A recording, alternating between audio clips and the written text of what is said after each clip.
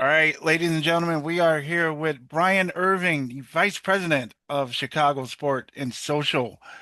Um, how are you doing today, sir? I'm wonderful. How are you? I'm good. Well, I'm okay. How's your brackets doing? Well, I have Michigan winning it all, so right now I'm looking okay. But as we saw from yesterday, anything can happen. Yeah, I think I'm like 368th in the Chicago Sport and Social bracket at this point. It's something. We had a rough weekend. Rough weekend. Who do you have winning it all? I have Duke, which isn't going to happen, but you know what? I'm a front You runner. were you were on pins and needles for sure I on will. last week. Yeah, it's going to be that way the rest of the week. Um, so when I first looked up, and I asked you this, I said when I first emailed you, when you look up Brian Irving on the internet, I'm scared. many things come up, and I each time I was like, "Is this the same person?" At one point, Brian Irving had tried to fix a game for Northwestern basketball. I didn't know you played basketball at Northwestern. Um, then they had you as a European soccer player, which is a midfielder at that. Oh Uh, yeah, I'm more so, striker. oh, okay. Um, so tell me, actually, who are you? Like, where are you from? I'm originally from Western New York, just outside of Buffalo, a town called East Aurora. East Aurora. My boss is from outside of Buffalo. I just say it's from Buffalo, and he changes it every time. Yeah, I'm the home of Fisher Price Toys, so Toy Town, USA. There you go. Okay. So what brought you to Chicago? So that's a great question. I went to DePaul University, which I guess is the reason. Mm. I applied to several schools and got into several. My father was like, "Okay, we can go see a couple of the schools you got into that you haven't seen already." And I'd never been to Chicago. I really had no plan to even come to DePaul, but I was like, "Let's go to Chicago for the weekend. Love to do that." And so came out, immediately fell in love with the city. The people were phenomenal, and I had a reason to really eliminate every other school but DePaul. And then since school, I've just stayed here, haven't left. All right. Tell me about your DePaul experience. You got caught up? You were right there as the basketball boom started, I believe, right? I was there kind of when we were good and Yes. starting to get bad. Okay. So yes, I saw good basketball back then. I came in freshman year with Tom Kleinschmidt and Howard Nathan, Oh, so we had a strong team then. But by senior year, it was kind of starting to fall apart. And yes. I am a season ticket holder though, and have been throughout. So I've continued to weather the misery, Okay. and hopefully now the upswing with Chris Holtman. But I've seen it all. Yeah. It's funny now that Tom Kleinschmidt is the coach at DePaul Prep. Yep. Um, Other funny part, Drake Diener is the head coach of the basketball team at my alum school at Marion University. So Ah, yes, so I have he's a DePaul legend for he's sure. it went to the Hall of Fame last year. So That's right. and so you started with Sport and Social in '96. Yeah. Tell me what you like. Where was Sport and Social at that point? Like, tell me, because now it's a monster. But at that point when you started, where was everything? Yeah, I mean, it was pretty successful at that time. I mean, the company started in 1989 by a woman named Sandy Thomas, who missed intramurals, moved to Chicago from Michigan, and she tried to rally some friends and got like a little kind of four-team football league happening over in Oz Park with some friends. And then threw a postseason party, and about 300 people showed up. And she's like, I think I have something here, and then started growing from there. So I was in school at DePaul, and a friend of mine, she was working full time at Chicago Sport and Social Club at the time, and she asked me if I wanted to come work part time while I was still in school. So I was reffing football, monitoring volleyball, doing all that kind of stuff. And then they said, I went to DePaul for education. So I did my student teaching over at Mather High School. And they said, how would you like to come on full time until you find a teaching job in the fall? And I was like, well, that sounds perfect. And so I started working full time and never looked for a teaching job. And have been here since, with exceptions of when we went bankrupt in 2000 and then COVID were two kind of disruptions. But in when I started, yeah, we actually were in multiple markets across the US, and in Chicago we were pretty decent size. We had a full-time staff of about 6 of us, running leagues, still some of the same places, Lincoln Park High School and out at Lincoln Park Southfields, several locations. So it wasn't like a still new infant company at that point, Right. but we weren't the size that we are today. Yeah. Sport and Social has been very good to me, especially in what I've done, and I've been able to come back and forth, do some roughing. When my initially started, um, I remember this. Colin Clark and I, Yeah, we were he working brought part. you.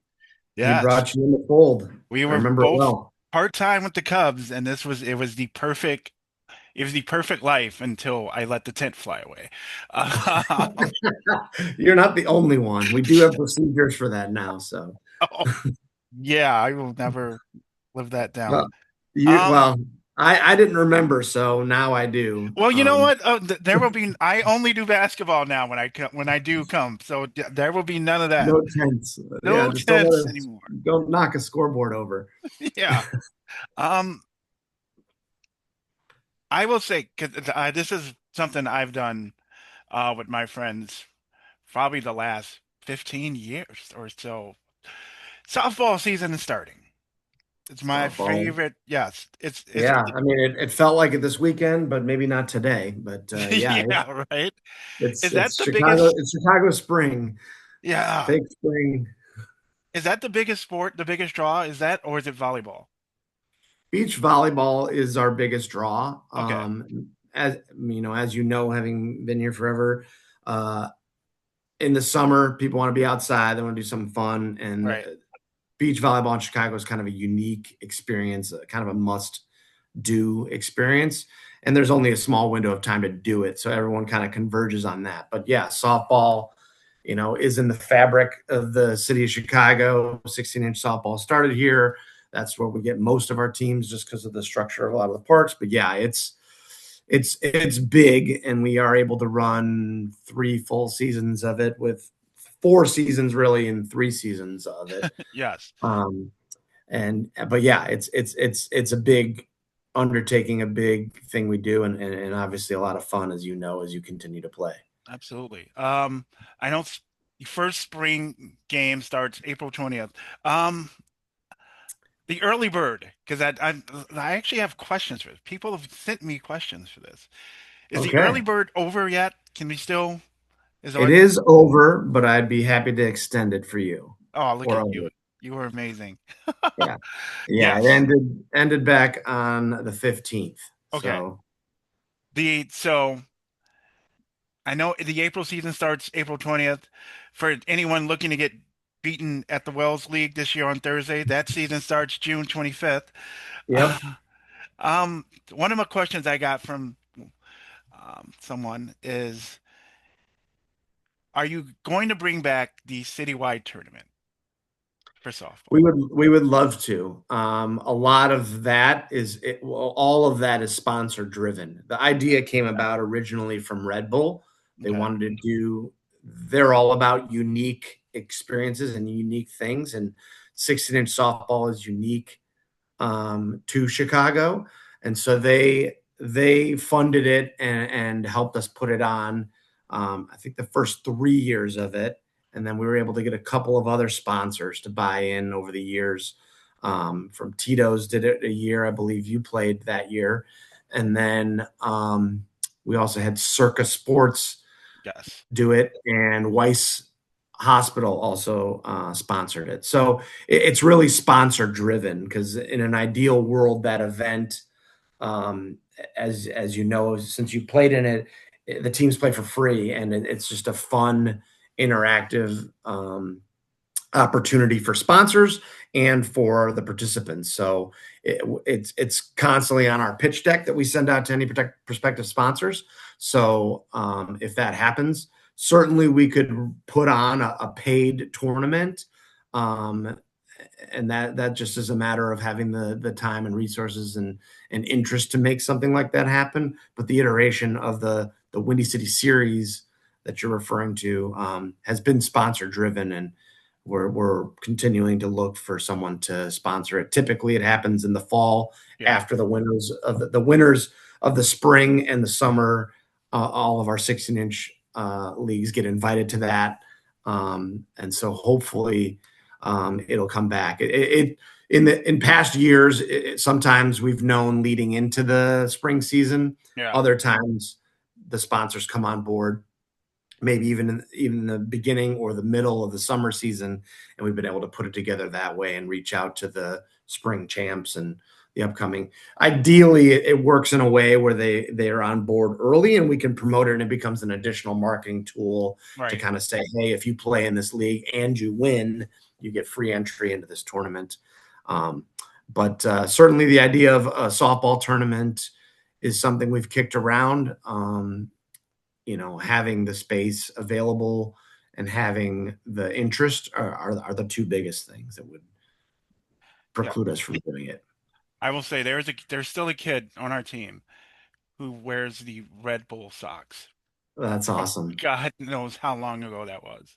Yeah, Another question, and just being part of Sport and Social, I kind of know why this is, but I think some people need to hear it. sure.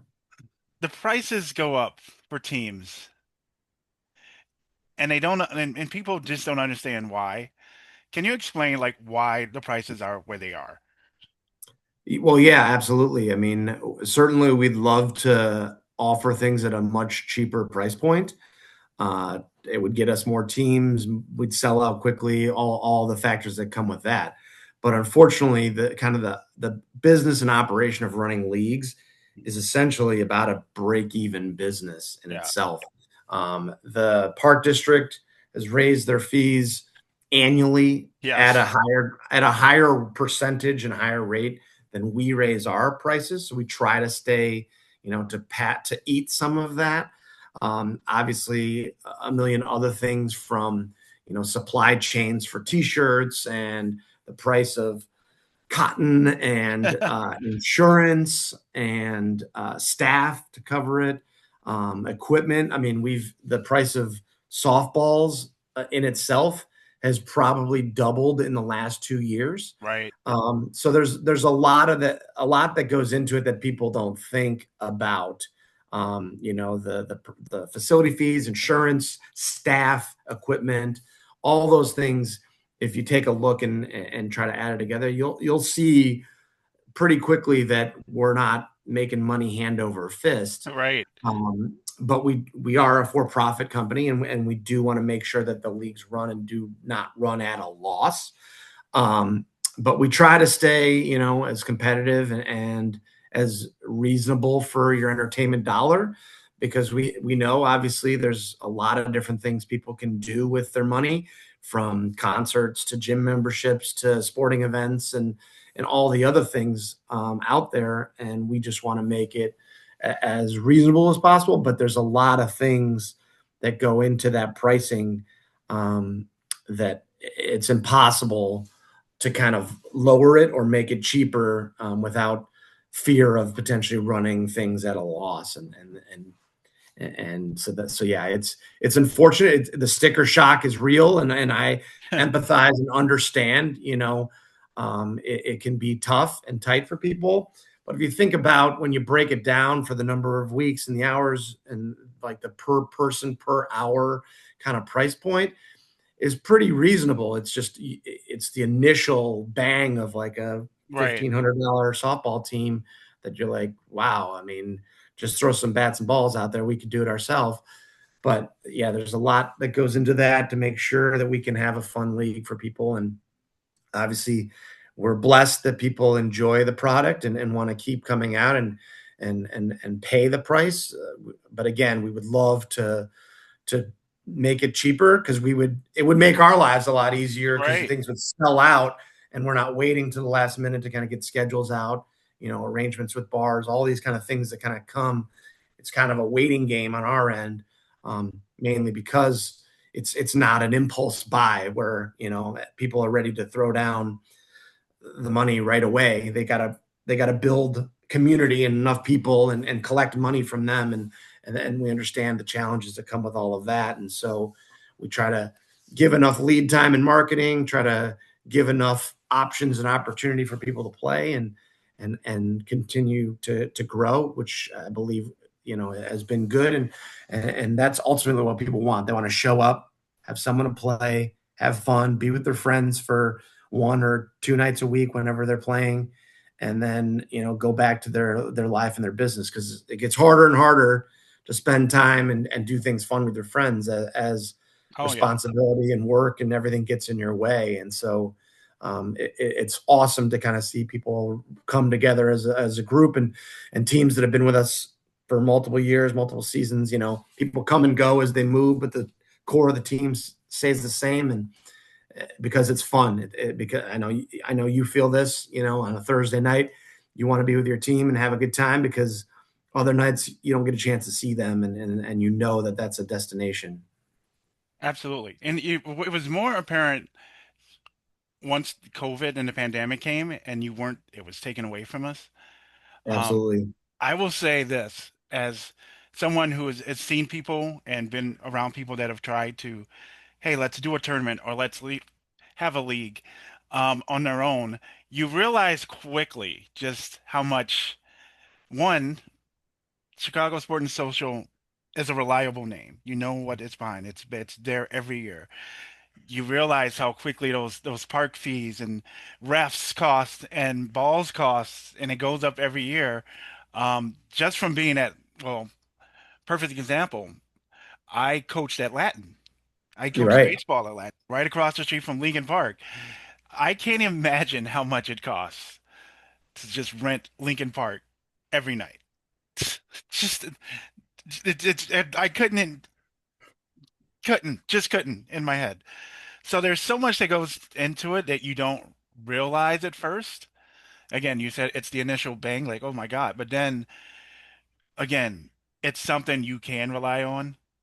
And we've probably been, I should, yeah, we've probably been in a league for sport and social. It's got to be almost 20 years at this point. Yeah, I mean, I Oh, could dig up your player history and yeah. get the real answer, but yeah, And a yeah, lot of definitely. that time hasn't necessarily been playing. Sometimes it's just been coaching or just being there, even like lately. Especially, again, I've had some health issues. I haven't been able to do a lot, but your adult life gets busy. And sometimes you need that Thursday night with people that you don't get to see who have kids and whatnot.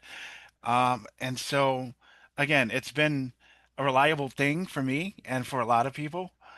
And yeah, it's like there's so much more that goes with the price that you don't until you're actually doing it and realize, oh, you can't just get a man off the street to be a referee, an umpire. You want someone who's going to actually be there and want to be there, and that costs money. And so, Yeah, I mean, although people do think some of the people we bring out may be off the street and not know the rules, but we do our best to train them and improve, when we hear things are not going well. But yeah, that's awesome to hear that you feel that way because that's the most rewarding thing and why I've stayed working here is hearing, we want to be a fabric of the community. We want to be a recognizable part, a reason why people continue to live and stay in the city because there's things to do to kind of keep you here having fun and activating. And that's the greatest thing about Chicago is that when the weather turns nice, everybody's out doing something.